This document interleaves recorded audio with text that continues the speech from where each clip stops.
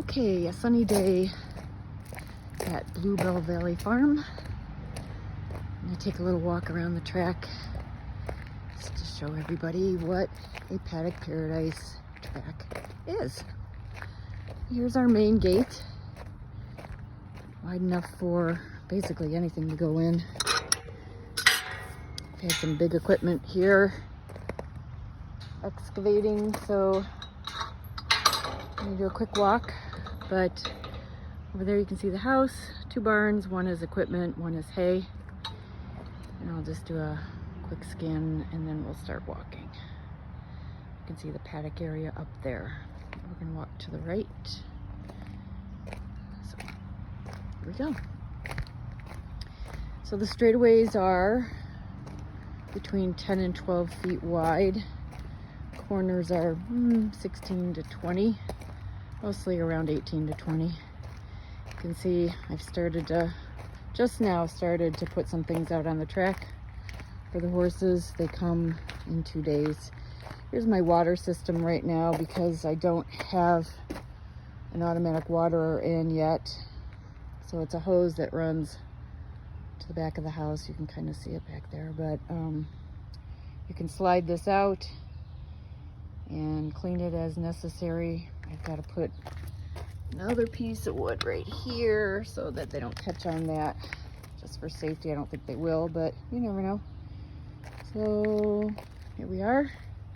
And the reason we have the board down at the bottom is because we want to keep plants and other things out of the track.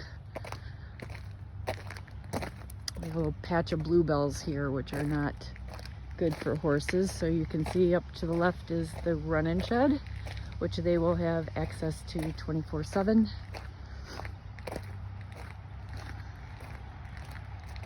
And we've made the turns and corners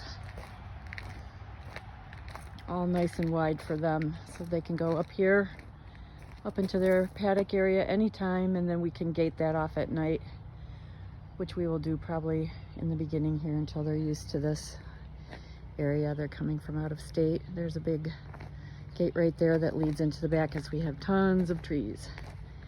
And so here we go to the shady part. This is my favorite part of the track. And we have 411 gravel down. They dug about 6 inches, took out clay and dirt, and then came in with some kind of a plain gravel. I don't remember what it was, big gravel. And then they put down this 411, which you can see is compacted down. Let's see if I can get a little closer. It's almost like a park walking path, what you would see in the parks. And we've got poplar fence rails and electric all through on the top wire.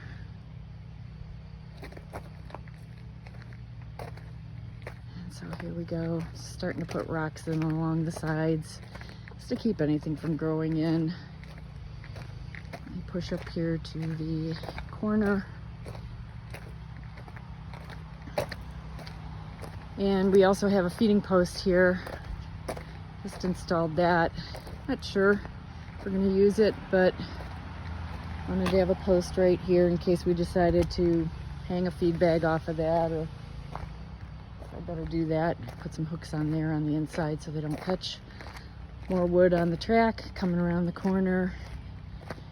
And we're headed down towards the round pen. And I've got an old tire here I thought I could use for treats or hay, or I don't know. We're going to have to discover some things along the way. We'll keep it changed up and interesting. And some more wood here. We'll arrange it so they have to walk over it. Right here you can see some different gravel. We had to put a drain in, because this was a very low spot and it was always boggy, really boggy. Apparently there's bad drainage from the road, so they built that berm right there for me when they excavated out. Here's our round pen, and they can go in there. When I'm out here, I'll probably let them in there to roll or do whatever.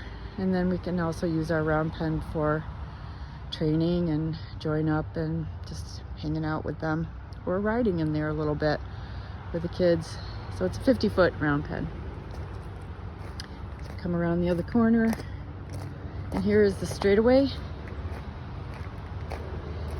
And they compacted this gravel over and over and over again, rolled it and rolled it. Professional excavators came in and did this. And there's the back side of the barn. We also put in these spruce trees just to kind of break up the fence for aesthetics, I guess. A couple things growing here on the track, and I might leave them alone. I don't know. We'll see what those are. If they leave them alone or if they start eating them, I'll take them down. But we gotta watch everything that's growing because it's very invasive. And here we go up around the corner. There will be a stall guard on this side so that they can't get up here. But here is the gate to the paddock.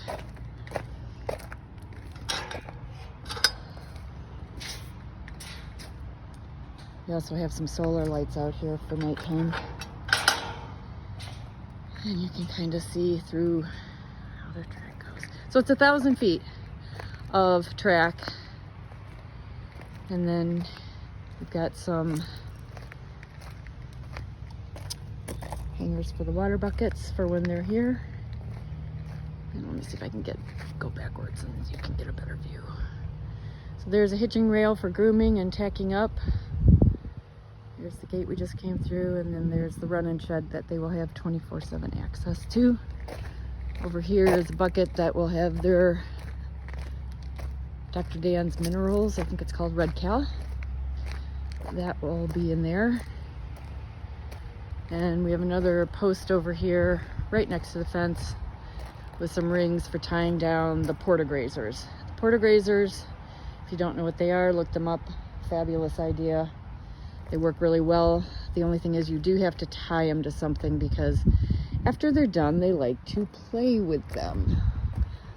Here's our run-in shed, which has 6 inches of pea gravel for massaging their feet. Threw some lime down before we put the pea gravel in. There was some very inexpensive gravel, 3 or 4 inches, probably 4 inches before we put this down. And so that's in there. And here's my little tech room. And we're getting ready to have another saddle in there for the chocolate Rocky Mountain that's coming with my Rocky Mountain. And just enough room for tack and whatever. And so here we are again. This gate will be open at all times for them if they want.